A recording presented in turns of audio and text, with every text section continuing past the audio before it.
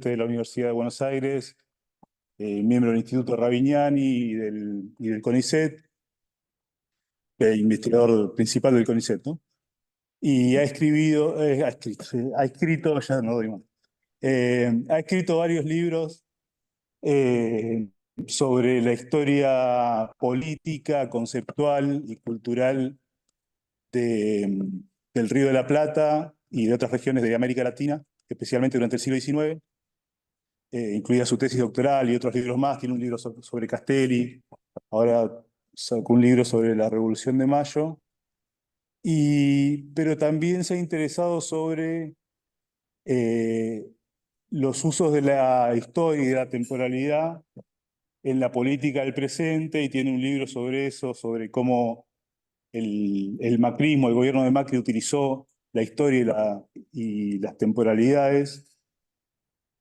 Y entonces se nos había ocurrido charlar con él respecto de ese mismo foco, ese mismo asunto, pero esta vez respecto de un, un gobierno que se autodefine liberal y que en algún punto se siente heredero de aquellos liberales del siglo XIX, por lo menos en, desde el momento en que citan a las bases de Alberdi, se piensan como herederos de la Revolución de Mayo, incluso de los liberales de la generación del 80. Así que bueno, una primera pregunta, Fabio, sería ¿cómo ves esa conexión eh, el gobierno autodenominado liberal actual se establece con ese pasado del liberalismo clásico del siglo XIX?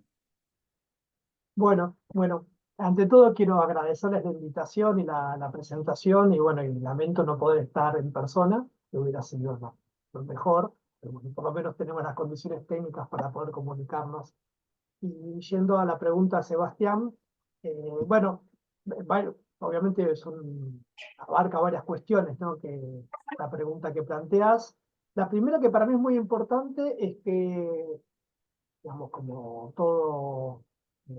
toda aproximación al análisis de un fenómeno social, ya sea del presente o del pasado, tenemos que definir o decidir cuál es el recorte, ¿no?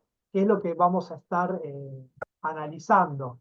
Y en ese sentido, me parece que es muy importante tener presente que cuando uno analiza el discurso de lo que podemos decir el mileísmo, vamos a poner un nombre, así como fue el macrismo, no puede reducirse el discurso de Milei y al de su gobierno.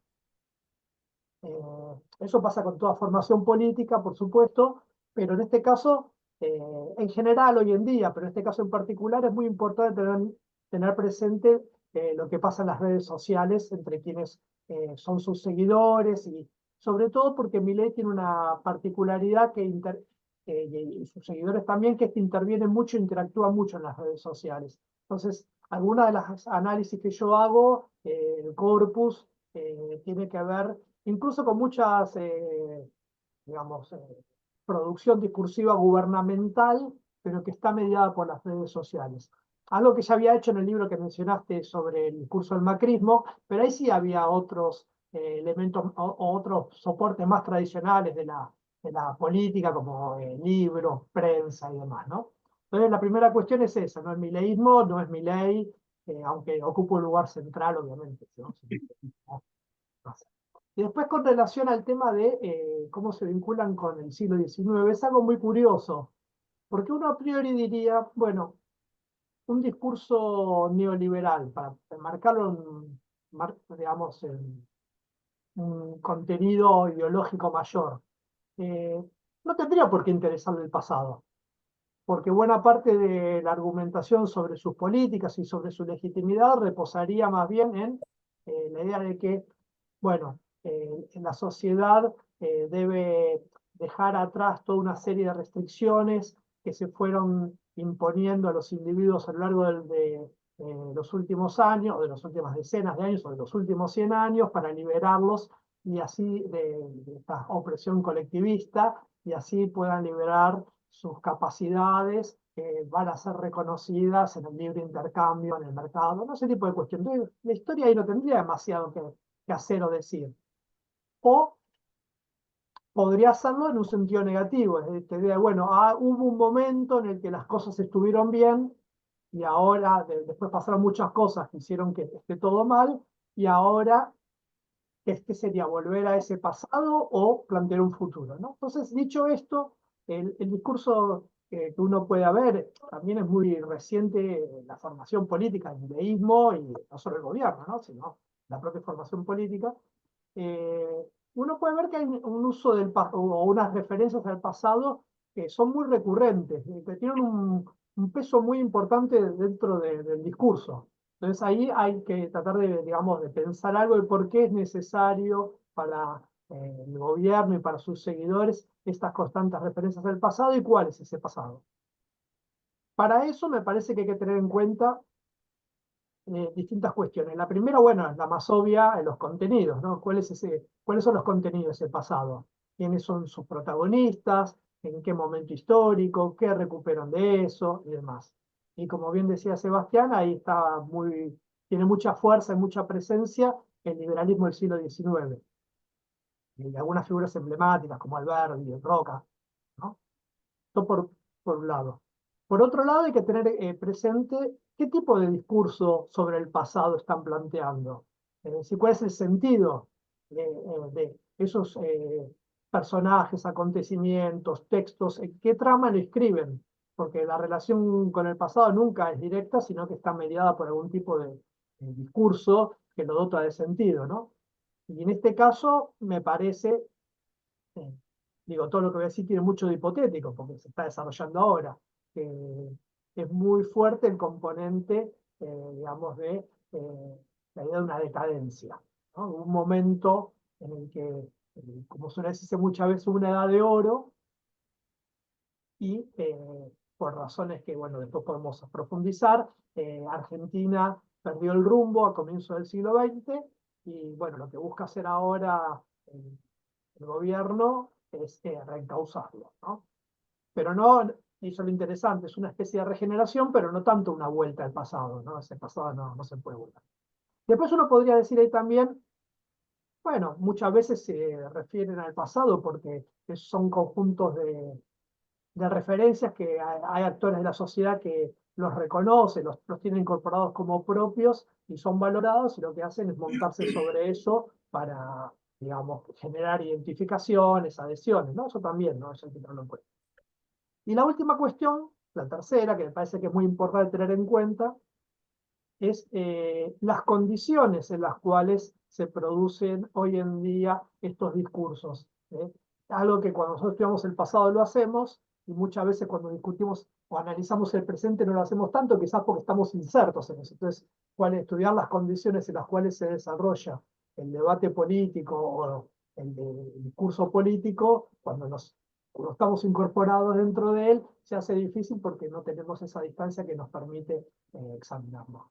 Pero hay algo que para mí es muy importante y tiene que ver con lo que decía antes, que es el peso que tiene en la comunicación pública hoy en día las redes sociales, y algo más en particular que sí distingue mucho a este gobierno, y son sus seguidores, sus adherentes, algo que es muy notorio cuando se ven el uso que hacen de las imágenes, ¿no? Esas imágenes por momentos muy historietísticas, ¿no? Eh, con inteligencia artificial. ¿Qué es eso? ¿Qué es el uso de la inteligencia artificial?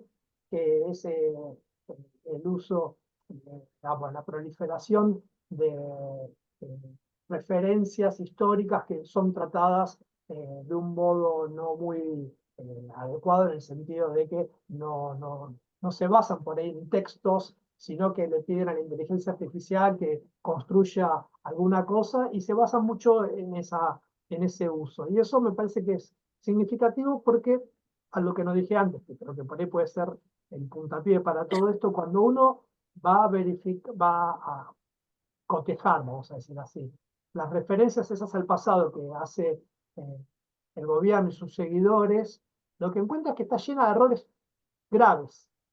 O sea, errores no de interpretación.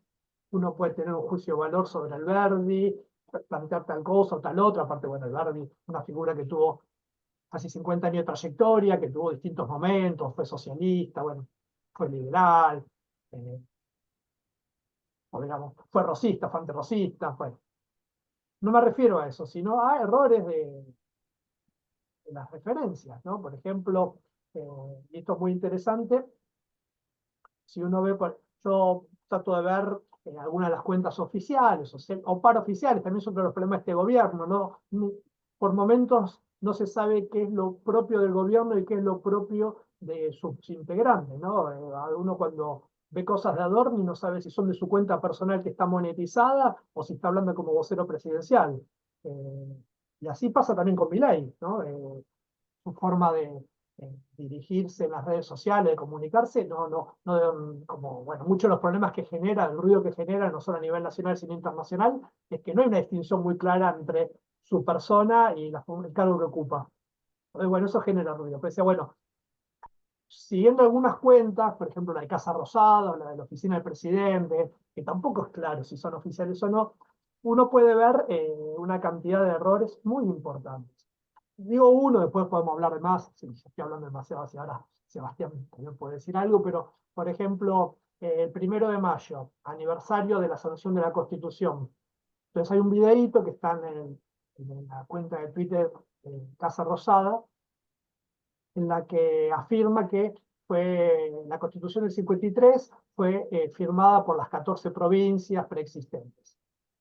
Cuando no hace falta ser historiador, pero cualquier persona que sepa un poco de historia del siglo XIX sabe que precisamente el problema que tuvo esa constitución es que Buenos Aires no la firmó.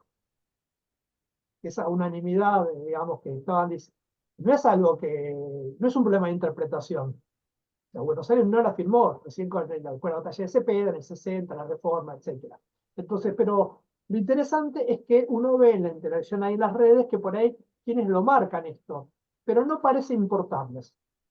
Y para mí esto es un punto decisivo, que hay algo que en el debate público hoy en día lo afecta y quienes tenemos otra forma de pensar o de considerar cómo debería ser el debate público y también cómo debería ser las consideraciones en torno al pasado y sus vínculos con el presente, nos pone en una situación compleja, que es que no importa, y realmente no importa, que haya algún grado de adecuación entre lo que se dice y la referencia histórica. O sea, dicen eso y después pueden decir otra cosa y no importa que sea coherente, no importa que sea coherente con lo que se dijo antes, no importa que sea coherente con lo que se dice después, no importa que sea coherente con lo que se dice en el mismo momento, y no importa que sea coherente con lo que el conocimiento histórico muy consensuado, digamos, determina. Entonces, ¿cuál es el sentido del discurso y qué eficacia tiene y por qué tiene esa eficacia, ¿no? O sea, por esto le quiero decir que los problemas para analizar cuál es el vínculo,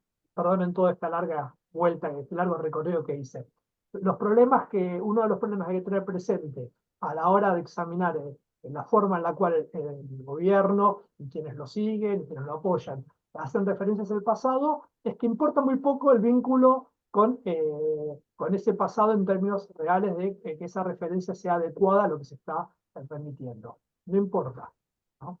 Y no porque, como en toda fuerza política, hay contradicciones. Eso es algo, digamos, que pasa en todas las fuerzas políticas. Pero en este caso es muy notorio a nivel de, digamos, la referencia a los hechos, a los acontecimientos, a las figuras y demás. Entonces ahí acá hay algo que me parece que tiene que ver, por un lado, como decía antes, con el uso de la inteligencia artificial. Por ahí muchas veces yo trato de leer esos textos, veo cómo los construyen y qué sé yo, hace unos años uno podría haber dicho, bueno, sacaron algo de Wikipedia, ¿no? Ya ni siquiera es algo distinto, porque Wikipedia está como mucho más controlado, me parece. Es algo, parece redactado por inteligencia artificial, pero esto va a parar a textos oficiales también. O sea, no es solo el uso en las redes, sino que en esta indistinción entre lo que hacen los individuos en tanto que integran la fuerza política, en tanto apoyen al gobierno y lo que hacen desde la función en cuentas oficiales o en documentos oficiales, hace que esto se diluya, ¿no? Entonces, bueno, este es como un poco el paquete de cuestiones que me parece que hay que tener en cuenta. Y digo algo más, perdón, que voy a dejar a Sebastián, pero digo algo más y planteo todo y después charlamos. Eh, ¿Qué se hace frente a esto? Es la otra cuestión, ¿no? ¿Qué se hace? ¿Qué es lo que? en las redes sociales se hacen memes, se discute, se hacen chistes, se insulta, se marcan los errores. La pregunta es si tiene sentido decir que tal referencia histórica está mal. Si ese es el punto, si nosotros como historiadores, como historiadoras, como científicos sociales y científicas sociales, tendríamos que estar corriendo atrás de todo esto y todo el tiempo señalando errores. Está bien, está bueno, está bien hacerlo, porque no está bueno que circulen información que no es adecuada, no es correcta. Pero en términos de discusión pública, no, me parece que es mucho más interesante plantear eh, cómo el liberalismo al cual, a la tradición liberal en la cual se quiere insertar el gobierno de Milei, eh, hacerlo en las condiciones en las cuales en la actualidad lo está planteando, lleva muchos problemas y muchas contradicciones ya no de orden fáctico, sino de orden conceptual, de interpretación, de cuál es el sentido que podía tener el liberalismo en el siglo XIX y cuál es el sentido que tiene hoy en el siglo XXI con relación a las políticas que llevan adelante o quiere llevar adelante el gobierno. Me parece que en términos de análisis y debate es mucho más interesante esto. Y para eso me parece que una vía, que es la que a mí se me ocurrió, digamos, en los últimos meses tuve varias conversaciones como esta y fue surgiendo en debates, en charlas y demás, es que para eso puede ser interesante plantear, tomar el punto de partida del gobierno. ¿Qué es lo más importante para el gobierno, para la fuerza política que se está constituyendo? Lo más importante es la fuerza política que se está constituyendo. Estamos asistiendo, en términos de científicos sociales, esto es fabuloso. En términos de ciudadanos, para mí es un desastre, ¿no? Si lo quedo por esos términos. Pero de poder analizar cómo se está constituyendo una fuerza política, cómo va generando un discurso, cómo va articulando y demás, se lo estamos viendo en vivo, todo eso. Entonces decía, eh, el punto de partida es la libertad, ¿no? El punto de partida es la libertad. Entonces, uno puede pensar algunos ejes para el siglo XIX y para el siglo XXI con relación a la libertad. Y a mí se me ocurren tres o cuatro que son centrales. Con relación al Estado, con relación al mercado, con relación a la democracia y también, porque bueno, igual están articulados todos estos, ¿no? No los voy a ver por separado, con relación a la sociedad o a la nación, ¿no? ¿Cuál es cómo se puede vincular la libertad y el liberalismo en general en el siglo XIX con relación a esto, al Estado, al mercado, a la democracia, a la sociedad o a la nación y cómo hoy en día? Me parece que eso es una forma de poder entender mejor los problemas que se le plantea a esta fuerza política a la hora de buscar legitimar posiciones en el liberalismo del siglo XIX. De todas maneras, uno puede hacer todo este examen y que tampoco esto, y mostrar las incongruencias, los problemas, las inconsistencias, y que tampoco esto afecte al gobierno, ¿no? Entonces sería como otro plano, ya un plano más político, más claramente político ideológico que analítico. Pero bueno, esto sería un poco, son las cosas sobre las cuales quería charlar yo hoy con ustedes, ¿no? Así que bueno, eso, sí, sí. Como tiene un montón de cosas, por ahí si Sebastián vos querés que vaya precisando alguna. Eh, sí, tengo varias preguntas, te las voy haciendo de a una mejor para no acumularlas. Eh, una es, eh, vos dijiste que era una visión decadentista y que en algún momento la edad de oro se había perdido. Eh, Creo que ellos no son muy precisos en definir eso. Macri creo que era más preciso, ¿no? Decía 70 años, que coincidía con el surgimiento del peronismo. Del mileísmo, ¿cómo pensás que conciben esa decadencia argentina si es que está precisado eso, ¿no? Sí, está bien lo que sí, sí, para mí sí está muy precisado. Y ya esto nos permite empezar a desagregar esto que decía del vínculo entre la libertad y con los otros fenómenos o conceptos, ¿no? Eh, Hay una idea que se inscribe en un relato histórico tradicional que también está en el discurso del macrismo, que, bueno, Argentina, después de las guerras civiles, se produjo la Revolución de Independencia, después las guerras civiles, en la cual no se pudo durante décadas constituir la nación y demás, y que después, entre la generación del 37 y la generación del 80, finalmente cobró forma la República Argentina como una nación liberal, ¿no? Republicana. Y eso. Hay algunas diferencias entre el relato más tradicional y el del mileísmo, pero más o menos viene ahí. Ahí aparece algo que ya, o sea, muchas de las cosas que aparecen en el discurso del mileísmo no son novedosas, Pero en el sentido en que lo proponen. En todo caso, lo novedoso es cómo lo proponen. La idea es que a fines del siglo XIX Argentina era hasta casi una potencia mundial. Hay momentos en el que dicen que Argentina tenía el PBI más alto del mundo per cápita, ¿no? Hay como un discurso de una sociedad muy libre, con muy poca injerencia del Estado. Bueno, eso es algo que en realidad es más del mileísmo, esta idea de que hay poca injerencia del Estado. Y no casualmente lo que plantean, y lo planteó Milei muchas veces esto, y es que si para Macri el problema era los 70 años, cuando él lo decía a mediados de la década, hace 10 años, remitía, como decías vos, al primer peronismo, claramente, o sea que el problema era el populismo o el populismo peronista, etcétera, cuando esa pregunta que se hace muchas veces parafraseando a Vargas Llosa, ¿cuándo se jodió Argentina? ¿No? De hecho, se hizo muchas veces esta pregunta.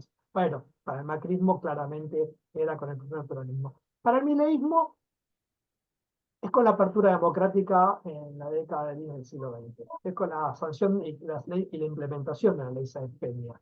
O sea, esos 70 años en realidad serían unos 100 años. Milei muchas veces lo dijo. Y tiene que ver con esto. Desde su perspectiva, hay un problema entre la libertad y la democracia. Su idea de libertad, o como la conciben, choca con la democracia. Y para Milei, la apertura democrática y el acceso del radicalismo al poder en 1916 implicó el inicio de la imposición de una suerte de colectivismo que oprime a los individuos, ¿no? Y por eso es muy preciso, porque lo dice muchas veces. Eh, de hecho, es interesante porque en varias entrevistas durante la campaña se le preguntaba qué pensaba sobre la democracia y nunca pudo decir que para él es un valor o que es algo que está bien. No lo puede decir, o no lo pudo decir, qué sé yo, para hablar así. Y entonces sí, ahí hay un momento preciso. El momento de la decadencia empieza con la apertura democrática en el sentido de el sufragio masculino, universal y obligatorio, ¿no? Y el acceso de Irigoyen al poder. Pero ahí no es del todo original. Por eso, acá sí uno le puede poner una historia más larga del liberalismo. O sea, finalmente, si uno se remite al Alberdi y a su planteo, que también era distinto en cómo lo piensa Milei, porque Alberdi todo el tiempo pensaba en cómo conciliar el pasado con el futuro, cómo hacer que determinado estado de cosas que tienen un peso muy fuerte en la sociedad den lugar a otras nuevas, pero que permanezcan las anteriores, porque si no todo se desquiciaría. Eso es algo que, desde el punto de vista del mileísmo, no debería ser así, hay que ir por todo, ¿no? Y cuanto antes. Alberti tiene una mirada como mucho más procesual, etapista. Bueno, dentro de eso está su famosa formulación, la república posible va a dar paso a la república verdadera. Bueno, cuando llega la república verdadera en 1916, o lo más cerca de lo verdadero, vamos a decirlo así, por ejemplo, las mujeres no votaban, cuando llega ese momento, una parte de las élites liberales que habían dirigido o ocupado lugares de poder en la sociedad, eh, rechazan las consecuencias.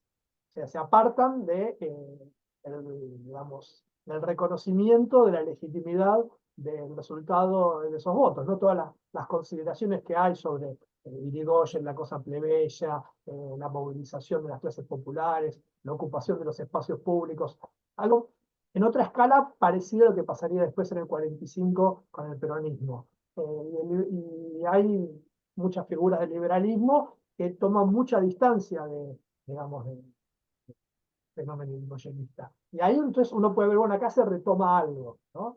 Pero se retoma en otra clave, donde pesa mucho más lo económico, digamos, la posición de clase o la mirada moral y demás. Hoy en día el discurso del mileísmo tiene más que ver con, bueno, se construye una sociedad que oprime a los individuos, y eso podría coincidir, pero lo que le importa es que no deja que se desarrolle el mercado como debería hacerlo si lo hiciera de forma natural o espontánea. Y agrego algo más. Esto tampoco es una particularidad de esta formación política ideológica en Argentina, quiero decir. Eh, Hay una tensión constitutiva entre el liberalismo y la democracia. Digamos, no el liberalismo solamente a nivel teórico, sino realmente existente, o por lo menos el liberalismo que pone el foco no tanto en las libertades individuales o en la tradición de diseños institucionales, de división del poder y de representación política, sino en el liberalismo económico, en tanto expresión del desarrollo del capitalismo. Entonces, lo puedo decir de otra manera, hay una tensión muy fuerte entre capitalismo y democracia. Y es inherente digamos, desde la expansión del capitalismo es inherente, porque la representación democrática, en tanto permite que se intervenga a través del poder político en el control o en la orientación de lo que las fuerzas del capital podrían desarrollar, es vista por la fuerza del capital como algo que pone en jaque o peligro, pone en jaque o cuestionaría algo que debería desenvolverse por sí solo. Entonces hay algo ahí que ya está de entrada como haciendo ruido, ¿no? Por supuesto que se puede articular y puede funcionar, el capitalismo puede funcionar muy bien en democracia, pero no tiene, digamos, no es consustancial en la democracia, ¿no? Se Sí. puede ver muchos Y regímenes políticos.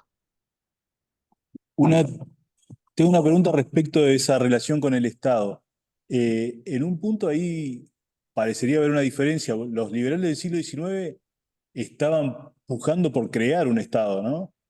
Y Milei y sus acólitos parecen venir a destruir ese Estado que fue creado tan trabajosamente. Entonces, ¿cómo funciona esa relación?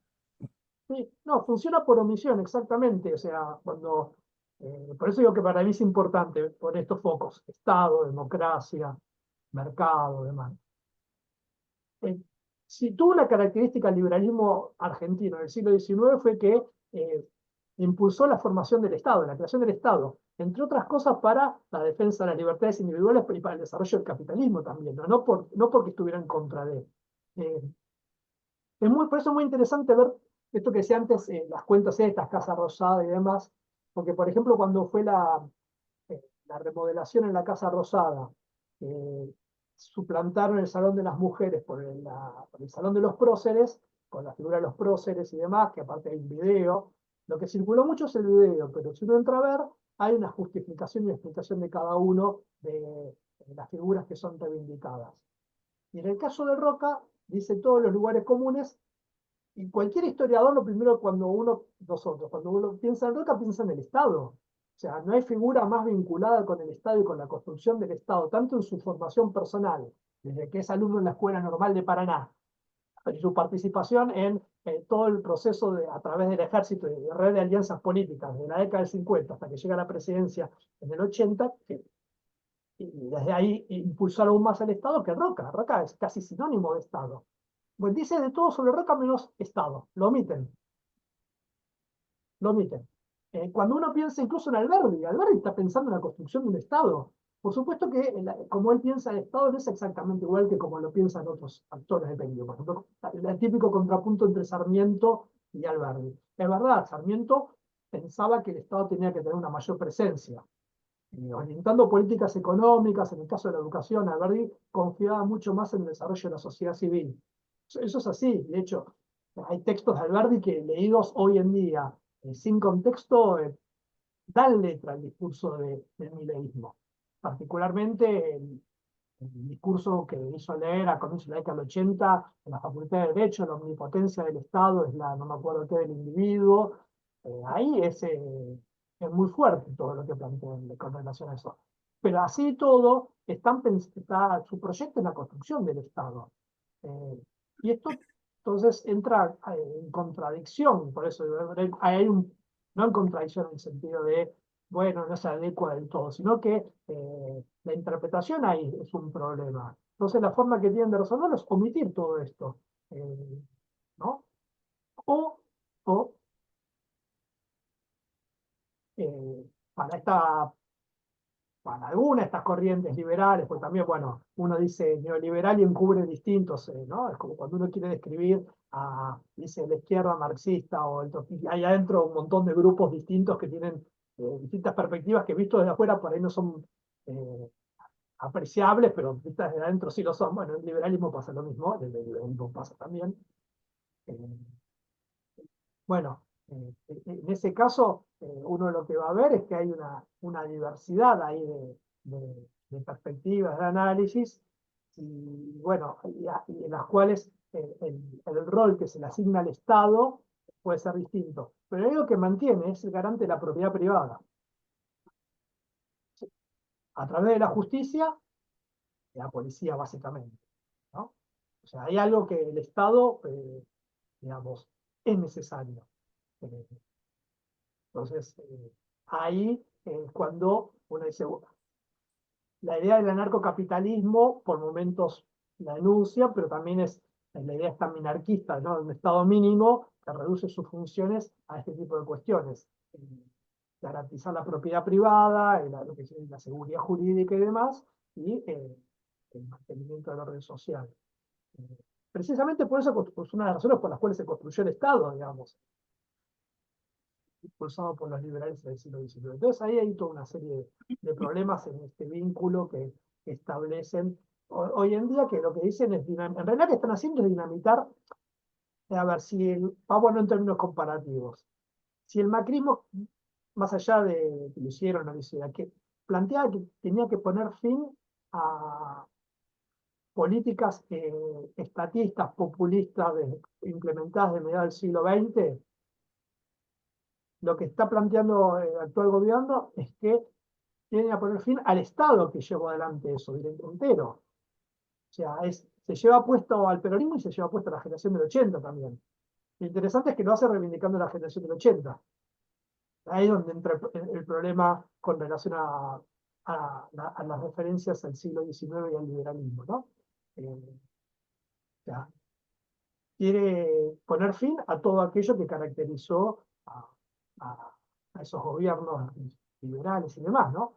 Por no mencionar otras cuestiones sobre el tema de la casta, la corrupción, o sea, no se me ocurre nada más casta que Roca, en el sentido de que lo usan ellos, no sé, y que el PAN, o sea, no, o sea, y entonces dice, pero ¿cómo convive todo esto? Bueno, convive, ¿no? Y bueno, parte de del desafío es tratar de entender cómo convive, por qué convive, qué sentido se le da. Y me parece que parte tiene que ver con que no hay no importa la argumentación, la evidencia, la coherencia, no importa. De hecho, Milei, cuando hace, digamos, no económica, cuando hace enunciados de historia económica, dice cosas que no tienen ningún sentido. O sea, el PBI no creció entre el año 0 y el año 1800 en el mundo.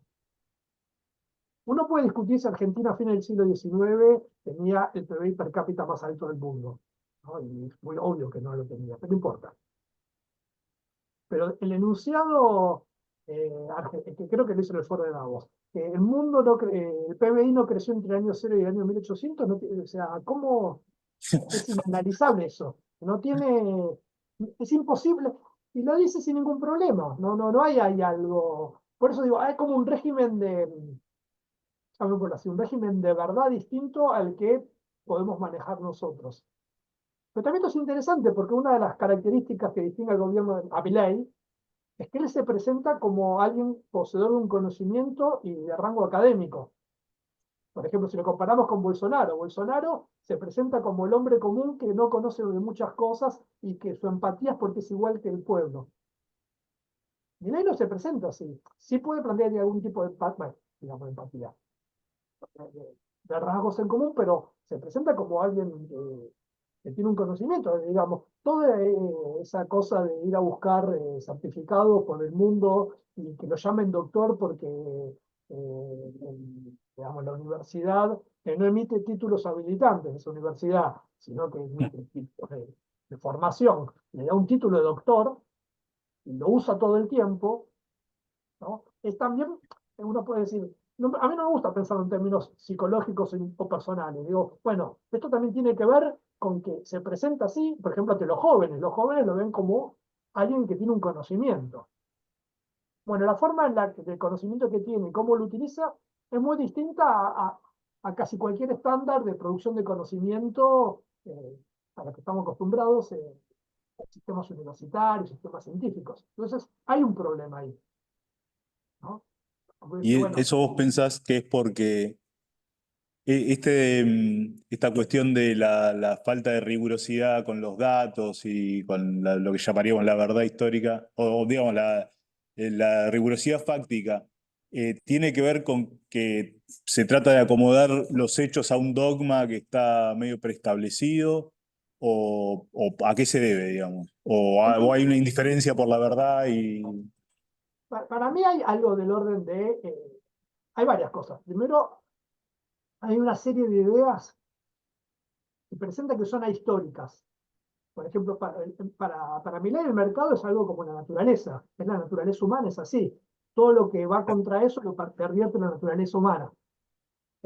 Por eso no es casual que todo esto, que están, digamos, por momentos tecnocráticos, a su vez tenga una apelación a discurso religioso y mesiánico muy fuerte, a la vez. ¿No? Si uno lee la convocatoria para el acto de mayo, que va a ser en julio, el acto de mayo está, digamos, ante el Eterno, repite cosas del siglo XIX, claro, pero los diputados, los constituyentes de 1810, los diputados del Congreso de Tucumán en 1816, está bien que ante el Eterno, hoy en día, en el 2021, en el siglo XXI, en el 2024, ¿no? Ante el Eterno, ese tipo de cosas, hay un discurso. Entonces hay una cuestión que es que tiene un conjunto de ideas a las que busca que son previas a cualquier confrontación con la realidad y demás. Por otro lado, hay algo del orden de un desinterés. La verdad que no parecen muy interesados en desarrollar un discurso sobre el pasado con cierta coherencia y demás, sino que van tomando algunas cosas.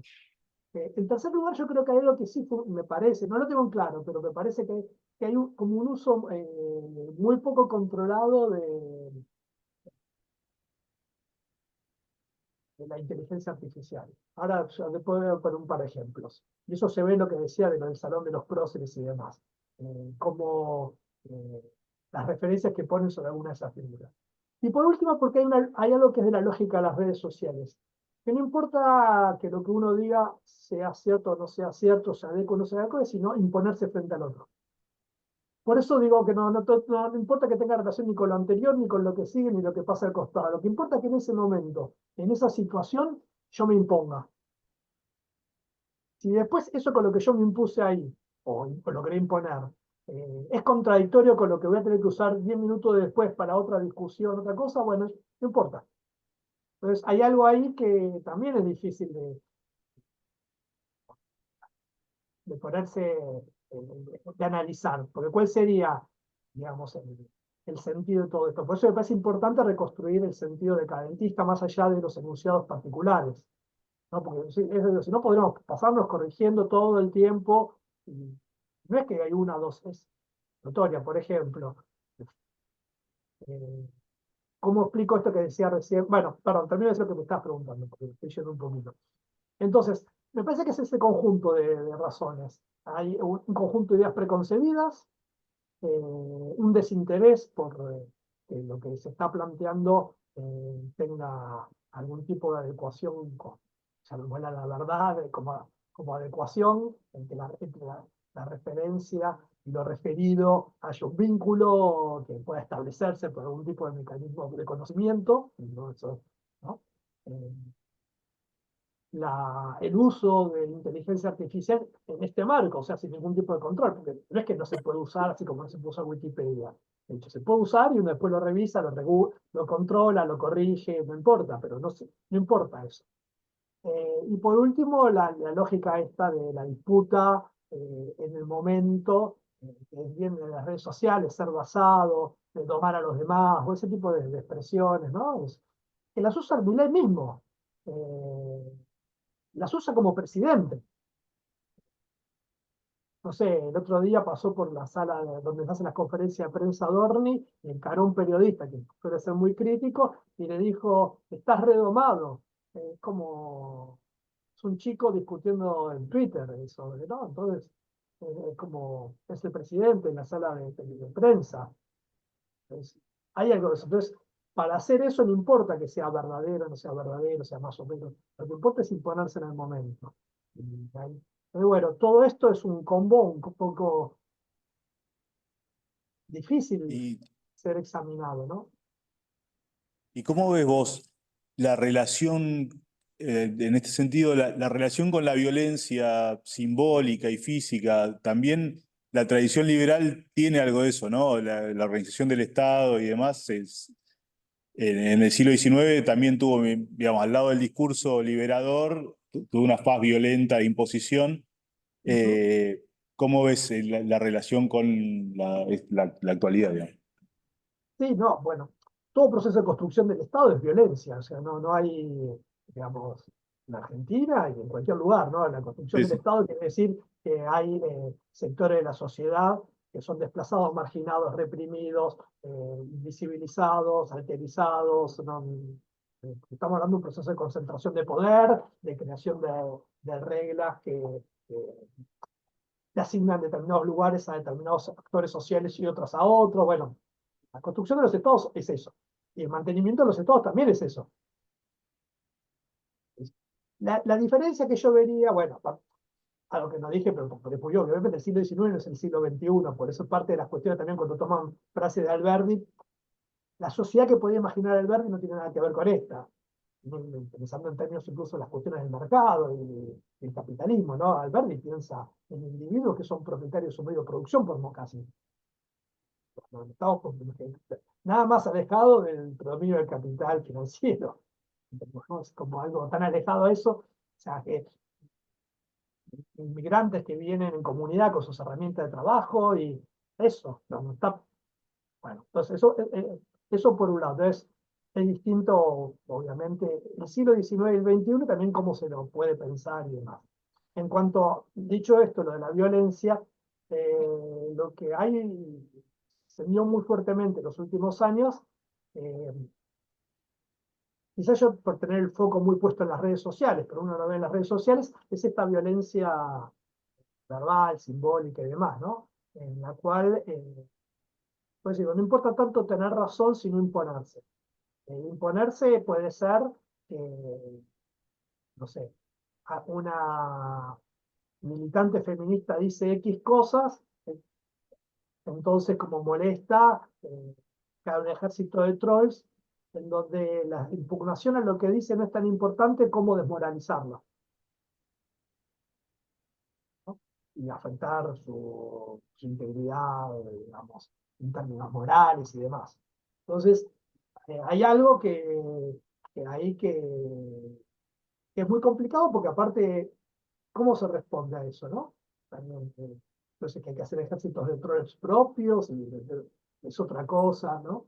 Eh, Yo ahí sí vería un tipo de violencia que también uno va a encontrar antes. Las fake news no son un invento de ahora. Lo que pasa que las condiciones actuales, eh, digamos, por las redes sociales y todo esto que estoy diciendo, hacen que tengan una inmediatez, una circulación y demás que no podían tener en otros contextos, ¿no? Yo a tanto recuerdo, hay una carta muy linda de Mariquita Sánchez, a mediados de la década del 50, que le escribe a Alberdi, para Alberdi, que le cuenta cómo los hermanos Varela mienten descaradamente en la tribuna sobre la posibilidad de que se haga una invasión a Buenos Aires, ¿no? Para desprestigiar Urquiza. Y que dice, bueno, 4 días después, dice, ay, no, al final no era esto. Y como si nada. Entonces, bueno, que eso es una fake news del siglo XIX. ¿No? Claro, pero el impacto social que tienen hoy en día las redes y la forma de circulación y cómo una cosa va, otra temporalidad también en lo cotidiano, cómo una va subándose a la otra todo el tiempo, hace que, bueno, sea distinto. Entonces, yo veo mucho el tema de la violencia eh, por ese lado, ¿no? Más, aparte de la violencia que ejerce el Estado, qué sé yo. Terminar preso por ir a una marcha, ¿no? Acusado de terrorista, ese tipo de cuestiones. O intento de asesinato a la vicepresidenta, lo que sea, ¿no? Hay un contexto, digamos, de otra violencia, pero aparte está esta otra dimensión eh, más novedosa, me parece, en los términos en los cuales se desarrolla. Y en eso se usa mucho, ¿no?, las referencias históricas, ¿no? Es como algo que lo van trayendo, ¿no? No soy muy partidario de pensar que el pasado simplemente se lo usa, sino que me parece que hay, cuando uno piensa el vínculo entre el presente y el pasado, es que porque hay dimensiones del pasado que están presentes. Pero a veces también el pasado se lo usa en un sentido así más y acá hay mucho de eso. Entonces, hay algo ahí que es difícil, insisto, ¿no? Todo esto es como medio difícil de calibrarlo, ¿no? Parte de lo problemático, ¿no? Sí. Les pregunto si tienen preguntas, si tienen alguna consulta los presentes, así no pregunto siempre yo. No hay que hablar fuerte. ¿No? Bueno, En relación a toda la violencia. habla fuerte porque no sé si No, decíselo vos. ¿No escucharon? ¿Sí? ¿Escuchaste? No. No. ¿Cómo ve el tema de la justicia en relación a esta violencia que recién mencionaba, recién describía, el papel de la justicia hoy? Del Poder Bueno, Judicial. Bueno, es un problema lo del Poder Judicial, porque, a ver, vamos a poner los términos de mi ley. Si hay casta en Argentina es el Poder Judicial, en el sentido más estricto. Sí, sí, Eh, sí. Se autorregulan, está lleno de familiares, eh, hay leyes que no las cumplen porque ellos deciden finalmente que, bueno, lo de ganancias es lo más obvio, ¿no? El pago de ganancias. De hecho, ahora la Cámara de Diputados va a ser todo un problema, porque esto se va a judicializar. El famoso votó una ley que había sido rechazada, o una parte de la ley que había sido rechazada por el Senado, y un artículo explícito de la Constitución que lo prohíbe. Dijeron, no pasa nada porque si no, y a ninguno se le ocurrió que podían implantarle ganancias a los jueces. En medio de todo eso, digo, o sea, le están diciendo que entonces, hay algo ahí del orden de la justicia eh, que tiene, que siempre es un problema, ¿no? El equilibrio entre los poderes, ¿no? Un sistema republicano, eh, y que la justicia argentina realmente, a modo de ver, sobre todo los tribunales federales y todo eso, está muy, digamos, vinculada con actores de poder político, económico y demás, y aparte con muy poco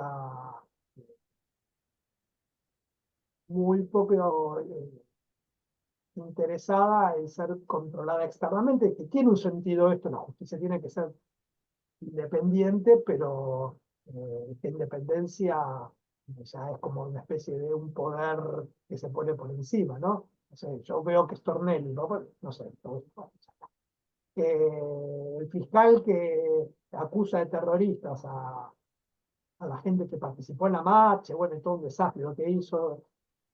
Está filmado como al lado de él están extorsionando a alguien. O sea, no es que hay que interpretar, o sea, está filmado, o sea, se ve. Está él al lado mientras con el que él dice, ese es el fiscal, te va a arreglar la cosa, está él ahí, ¿no? Y no, bueno, entonces es muy difícil, ¿no? Es un poder que está muy conquistado y bueno, nada, eso ya forma parte de las disputas políticas y de las cosas que se pueden modificar, que se quieren modificar, que no se quieren modificar, porque también hay algo que es real. Eh, Casi todos los gobiernos, o todos, diría, de distinta manera, eh, buscan tener la justicia de su lado, ¿no? Por esta cuestión de que es maleable, manejable, o entra en vínculo, no es manejable, pero entra en sintonía con el poder político cada momento. Y después, bueno, cuando está fuera del poder aparecen los problemas, ¿no? Entonces, ahí hay algo o el mismo de la Corte Suprema, no dijo nada ni sobre el DNU, ni sobre, no se manifestó sobre nada la Corte Suprema, pasó medio año. O sea, la ley base, bueno, finalmente se votó 2 veces, con todo, pero es casi una reforma constitucional, ¿no? Lo que estaba haciendo. No sé, la Corte Suprema no dice demasiado, ¿no? No sé, ahí hay algo que excede, digamos, no sé, las posibilidades de... Que también es un límite a la democracia, eso me parece, ¿no? Es un problema. Esto ya estoy opinando, ya no como historiador, pero la estufa, ya no como historiador, sino ciudadano, ¿no? Aunque en esto que estoy analizando es difícil de discernirlo también, en mi situación, en condición de que lo hago. Sí, es un tema de la justicia.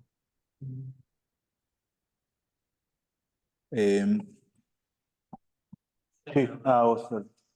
Le quería consultar qué rol creía él que deberíamos poner los historiadores, o incluso específicamente los educadores en historia, en este contexto, y digo específicamente los educadores en historia por este vínculo que le hacía, bueno, la adhesión que hay de toda la gran parte de la juventud con este nuevo gobierno, pero también pensando en que es esta juventud la que después va a las aulas y tiene que estudiar estos líderes del siglo XIX, también quienes más están en el universo de las redes sociales. ¿Cuál cree él que debería ser la tarea en este momento, sin caer tampoco en adoctrinamientos?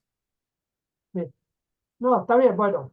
eh, yo diría algunas cuestiones generales, porque una cosa que yo trabajé mucho tiempo haciendo capacitación docente, formación de docentes y demás, y nunca me gustó decirle a los docentes lo que tienen que hacer, porque me parece que, bueno, en todo caso yo les comparto algunos conocimientos, algunas herramientas de trabajo, y confío en la capacidad de los docentes de saber qué tienen que hacer, porque es en lo que se formaron y en lo que trabajan, ¿no? Siempre soy como un poco escéptico de los que le vienen a explicar a los docentes qué es lo que tienen que hacer. Digo, porque eso que también se discute mucho, ¿no? Y ha habido muchas cosas muy fuertes de, bueno, esto pasa porque entonces los docentes no saben explicar historia argentina y entonces los chicos no saben, bueno, ese tipo de razonamiento sin pensar en las condiciones en las cuales se desarrolla la enseñanza y las condiciones sociales de las transmisiones de conocimiento, ¿no? Entonces, lo primero que diría es que uno, como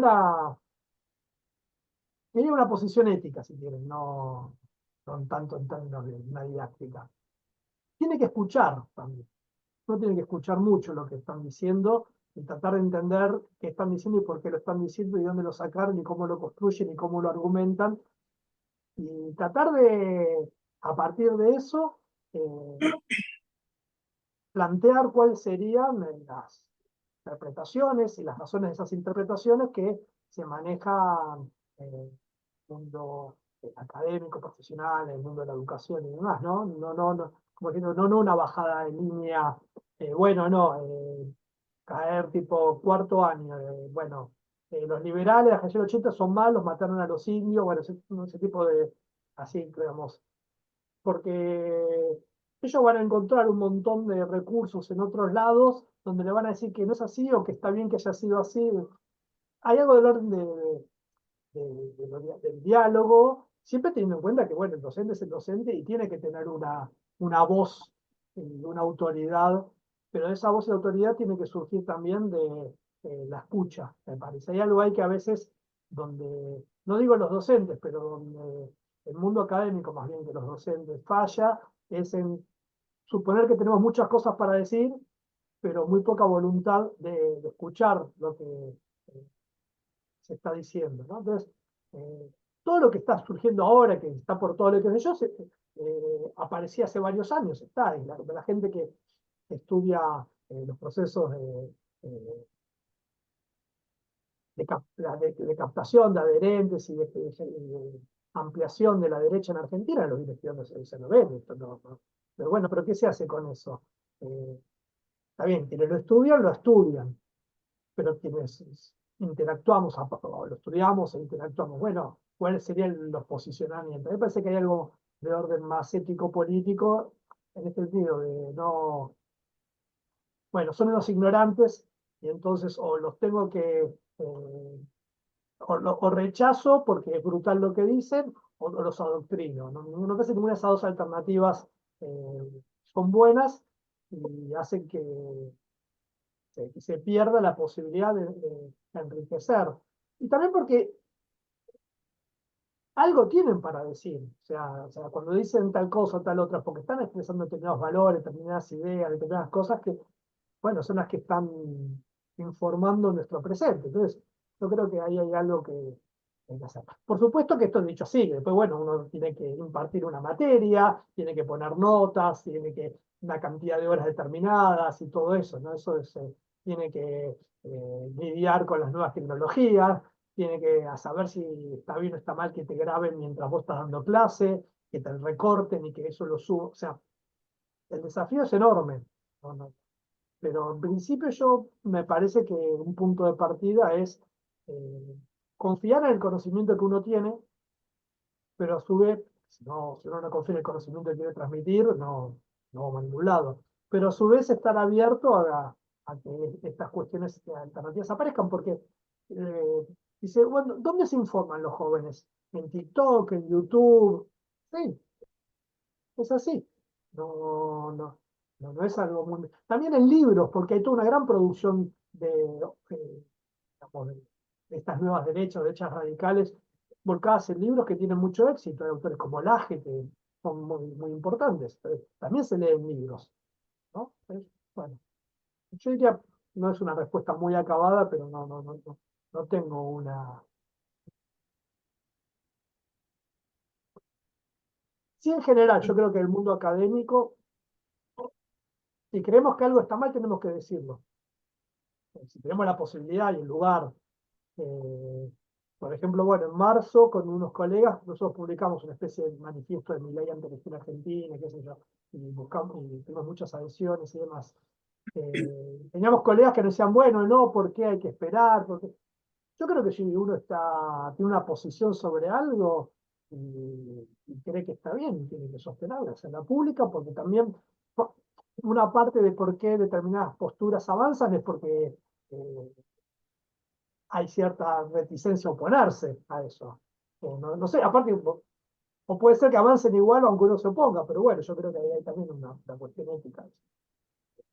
Siempre distinguiendo, esto es importante también, eh, con quién estoy discutiendo. No es lo mismo con una persona que tiene determinadas ideas con las que uno no coincide que con alguien que ejerce poder. No es lo mismo. Para mí tampoco es lo mismo. Pero no es que tratar a alguien que no coincide con uno, ponerlo en un lugar o de ignorancia, o de conocimiento de brutalidad, o de valores, a menos que tenga valores horribles, qué sé yo. No voy a discutir con alguien que es racista, antisemita, cosas por el estilo, ¿no? Pero alguien con el que puede creer que tal cosa que dice, no, porque nosotros éramos una potencia a fin del siglo XIX, ¿no? ¿no? Bueno, se puede discutir, no hay que tratar de ser ignorantes, ¿no? Pero eso sí me parece que hay algo ahí que uno tendría que distinguir. Vale, nos fuimos un poco lejos, ¿no? ¿Preguntas? Yo te hago una pregunta más. Eh, no sé bien cómo formularla para que no sea demasiado larga, pero eh, Ah, viste que en el siglo XX la derecha liberal tuvo grandes problemas para ganar elecciones democráticamente. Eh, Muchas veces se aferró al autoritarismo, al fraude, a los gobiernos militares. Y en las últimas décadas ha tenido otra suerte y ha gobernado de una u otra manera varias veces. Que evidentemente la sociedad argentina cambió, pero los liberales cambiaron también de alguna forma, digamos, ese paso a la posibilidad de gobernar democráticamente, los cambió a ellos también. Bueno, eso. no, está bien, es una pregunta, no, está bien la pregunta. Sí, hubo cambios porque hay una interacción entre la sociedad y los actores políticos y las formaciones políticas e ideológicas. Hay algo interesante que si Argentina la segunda mitad del siglo XIX, Argentina es liberal, es interesante cómo a partir de la década del 20, sobre todo la década del 30, el liberalismo en términos políticos pasa a ocupar un lugar muy marginal, ¿no? En términos económicos. Y también en la asociación entre el liberalismo y fuerzas políticas digamos, gobiernos antidemocráticos o dictatoriales, lo terminó desprestigiando, que la última dictadura fue muy importante en ese sentido. Pero ahí tiene que ver con, a veces, el liberalismo, si estamos hablando de las ideas liberales en el sentido pluralismo político, división de poderes y demás, estamos hablando de las ideas liberales en términos económicos, ¿no? Ahí es donde me parece que no siempre van de la mano, ¿no? Hubo cambios en la sociedad argentina muy importantes, en la década del 90 claramente, cambió la sociedad argentina, y eso a mi ley lo ve bien, ¿no? Hay una reivindicación de Menem, si quieres después puedo volver al Salón de los Próceres, es muy obvio el movimiento que hace ahí. Y lo que cambió, yo no diría en los liberales, sino en las formaciones de derecha, de centro-derecha, algo que cambió a principios del siglo XX, es que si hasta ese momento lo que hacían eran quienes se reconocían de derecha, no necesariamente liberales, aspiraban a ser cuadros de otros gobiernos o fuerzas minoritarias que incidían en el debate público, cosas por el estilo, con la aparición de Macri y del PRO en la vida política, de crear un partido para gobernar fue algo novedoso. No necesariamente la aceptación de esas ideas en la sociedad. En el 2003, si vos sumás los votos de Menem y los de López Murphy, tenés más del 40%. En el 2003 Menem proponía dolarizar y López Murphy tenía, después del fracaso de la alianza, tenía un discurso también así muy pro mercado y sacaron más del 40%, ¿no? Que las cosas que muchas veces se olvidan estratégicamente, ¿no? Bueno, o sea, había un piso en la sociedad importante ahí, ¿no? No es que de la nada. Entonces, ahí el tema del liberalismo cambió. Ahí lo interesante es que se presentaban más como republicanos que como liberales, ¿no? Parece un matiz y no lo es, porque había como un desprestigio del liberalismo. Y el mileísmo es raro en ese sentido porque aclara mucho, somos liberal pero libertario, y el peso del calificativo es muy fuerte ahí, ¿no? Es como si y ahí hubo cambios en la sociedad, claramente, muy importantes, desde la década del 90 hasta ahora, en términos del trabajo, en términos de la organización de la familia, en términos de actividades productivas, transformaciones culturales, bueno, un paquete enorme de cosas. Y eso también cambió la forma en la cual nos vinculamos entre nosotros socialmente, ¿no? Y el peso que tiene lo individual por sobre lo colectivo cada vez mayor, y que eso hace que sea más afín a un discurso liberal, pero uno podría decir, en el caso del gobierno actual, es como si un pequeño grupo, si el liberalismo ocupó un lugar no central en el siglo XX, en el universo político ideológico argentino, la corriente en la cual se escribe Milei ocupaba dentro de ese universo restringido un lugar incluso marginal, ¿no? Uno piensa, bueno, ¿cuál es el referente? Y aparte lo pone en ese lugar, los Venegas Lynch, ¿no? Y no son relevantes, tienen su lugarcito, pero no eran relevantes, no son relevantes. O sea, si no hubieran sido por Milei no los conocía nadie, ¿no? Entonces hay algo ahí que es como que de un lugar muy marginal del liberalismo argentino pasó al centro del poder político, una formulación política ideológica. Entonces es un cimbronazo, ¿no? No sé, voy a decir algo que a veces lo digo, bueno, es un poco para que se vea. Es como si un pequeño grupo trotskista de pronto se hiciera con el poder dentro de un marco de un giro a la izquierda de la sociedad, ¿no? Y de pronto, entonces, planteara socializar los medios de producción todos ahora ya, que tuviera un programa maximalista como el de Milei, que tiene un programa así. Digo, nada, es un juego, pero para que se entienda. Entonces, apareció ahí. Obviamente, si llegó ahí, porque, digamos, científicos sociales, no es que es una carambola meramente. Efectivamente, hay situaciones que hacen que se pudo haber producido, pero podrían no haber sucedido. Si en la primera vuelta Massa sacaba 3 puntos más, Milei no era presidente. No es que estamos hablando de ¿no? Con un gobierno que se caía a pedazos y con una inflación enorme. Le faltó 3 puntos para ganar. Pudo haber pasado, ¿no? No es que.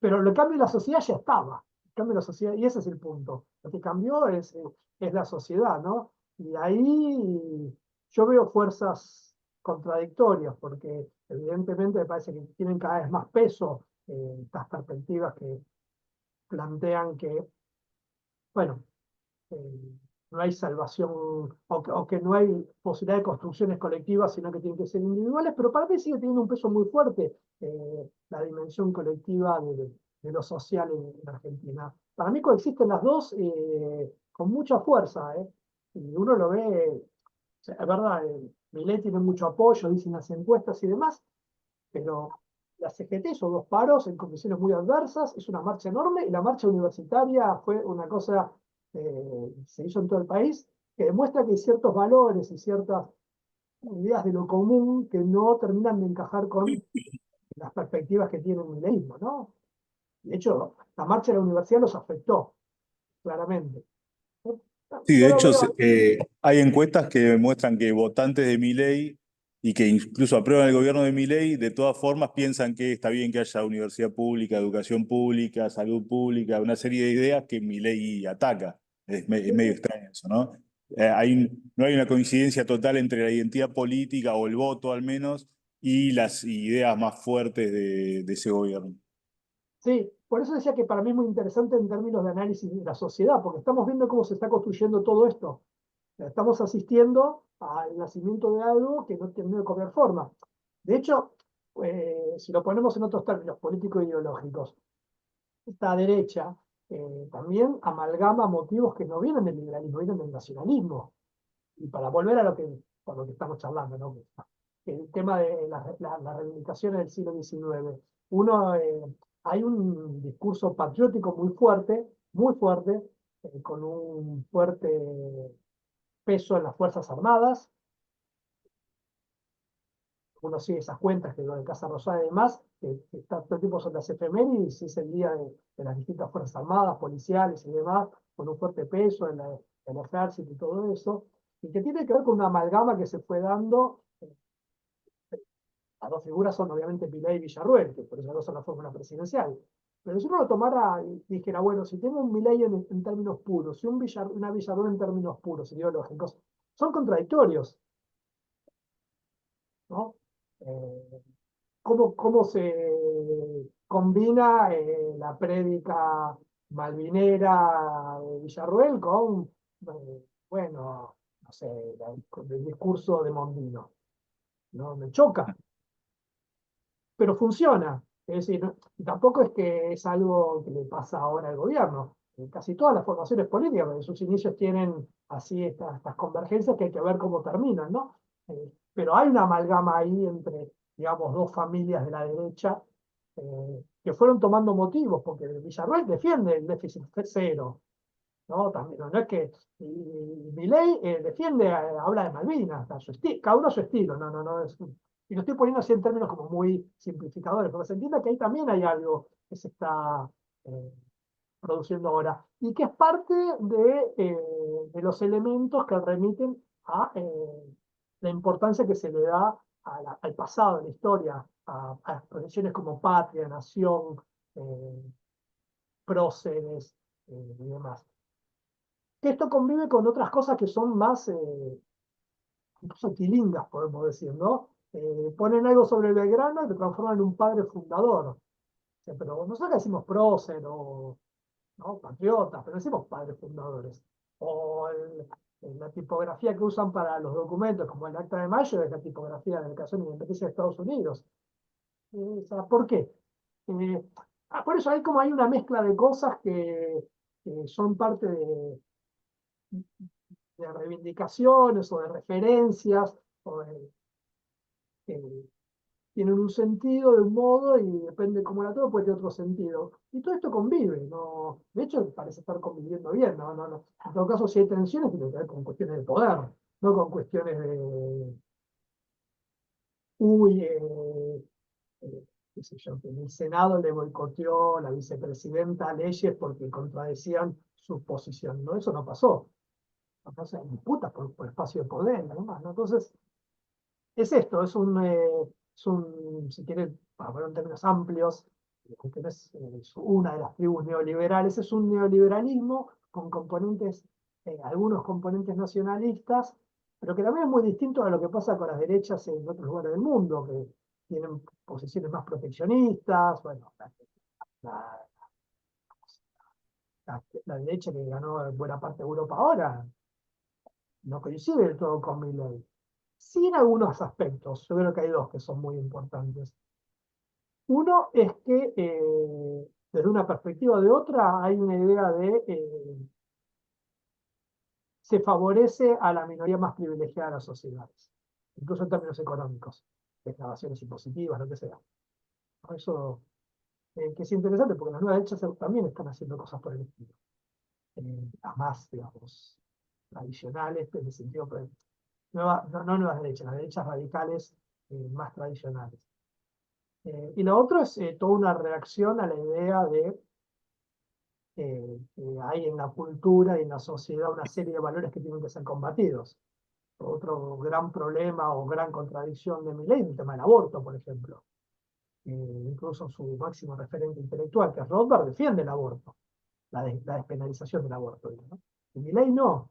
Y tiene que ver con la particularidad de la agenda argentina, cómo se fue constituyendo esa amalgama de fuerzas de dicha. No sé, digamos, cómo va a ir decantando.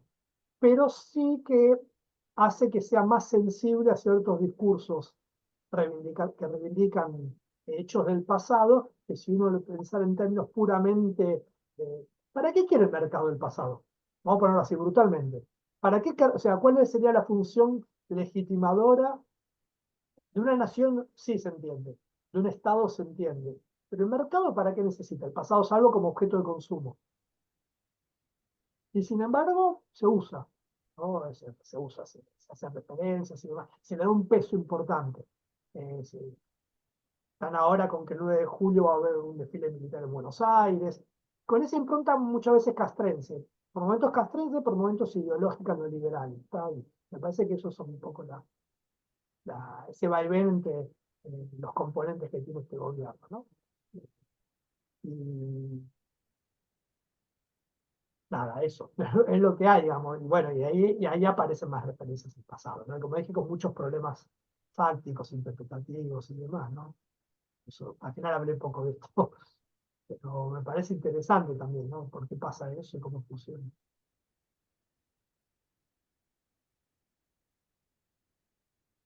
Bueno, Fabio, interesantísimo. Muchísimas gracias por estar con nosotros hoy.